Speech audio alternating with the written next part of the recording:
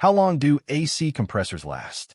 This is a question many homeowners in Greenwood Village, Colorado ask when their air conditioner starts struggling to keep up during hot summer days. On average, an AC compressor lasts between 10 and 15 years when the system is properly installed and maintained. The compressor is the heart of the air conditioning system, and its lifespan depends heavily on maintenance, system condition, and how hard the AC works during summer. In Greenwood Village, AC systems often run for long periods during peak heat, which puts extra strain on the compressor. Skipped maintenance, low refrigerant, or electrical issues can cause compressors to fail much earlier than expected. Regular inspections help catch these problems before serious damage occurs.